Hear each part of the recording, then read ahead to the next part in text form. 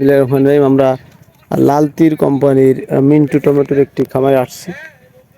আপনারা দেখছেন যে গাছে ফলন দেখেন, প্রত্যেকটা গাছে কিন্তু অ্যাকুরেট ফলন। তো আসলে আপনিও চেষ্টা করলে এই ধরনের ফসলকে ফলাতে পারবেন। একটু জানতে হবে যে টমেটো চাষ করবেন কীভাবে বা কোনভাবে চাষ করলে ভালো হবে ফলনটা। দেখছেন, এবং প্রত্যেকটা ফল কিন্তু হেভি সাইজ আমরা দেখাতে পাচ্ছি। যদিও বা আপনারা আমাদের ভিডিওগুলো বেশি বেশি দেখেন বিধায় আমরা হয়তো এই টমেটো, আমরা এই সিজনে শুধু টমেটোর ভিডিও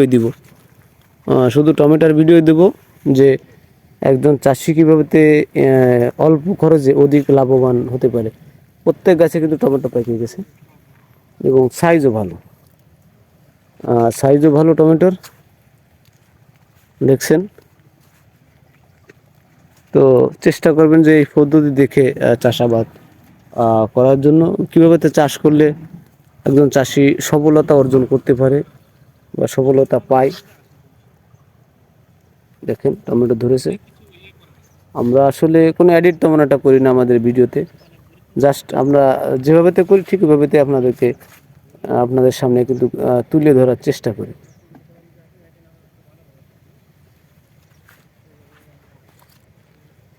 দেখেন টমেটো।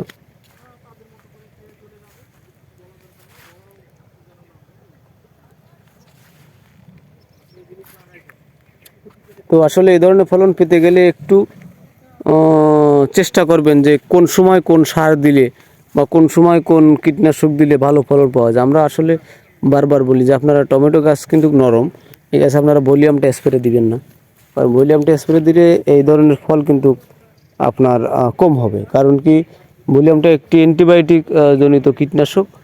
তো এটা সবজির জন্য কিন্তু এই ফুল ফল যে গাছে আসে এটার জন্য ক্ষতিকারক হয়ে যায়। তো ওটা শাক পাতার জন্য একটু ভালো। তবে এই গাছে আমরা এমোবেকটিন বেনজয়েড বা ইমিডাক্লোপিড গ্রুপের কীটনাশক আমরা দিব, তাহলে আমাদের এই গাছে ফলনটা ভালো হবে এবং পাশাপাশি ফলনটাও ভালো হবে এবং গাছেরও ক্ষতি কম হবে, ফুল ফলটা বেশি থাকবে। তো আমরা প্রত্যেকটা গাছে কিন্তু সমহারে ফল আমরা দেখতে পাচ্ছি। এটা ঘেরের ভেড়িতে কিন্তু রোপণ করা হয়েছে।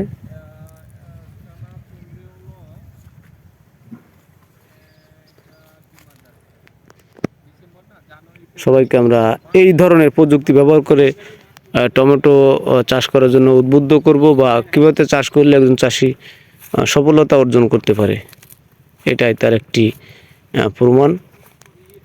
তো আমাদের ভিডিও দেখে যদি একজন চাষিও বেশি হয় তাহলে আমরা মনে করব যে আমরা ধন্য।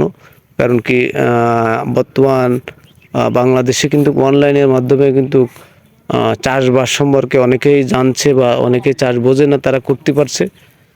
তো আসলে আমরা চাই যে আপনারা চাষ একটু দেখবেন এবং পাশাপাশি আমাদের নাম্বার দেওয়া থাকবে, আমাদের সাথে যোগাযোগ করবেন যে কোনভাবে চাষ করলে একজন চাষি সফলতা পায়।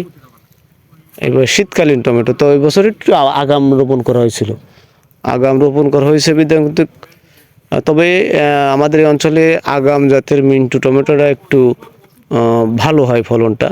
অন্য অন্য জেলায় কীভাবে হয় বলতে পারবো না, তবে এটা খুব ভালো জাত।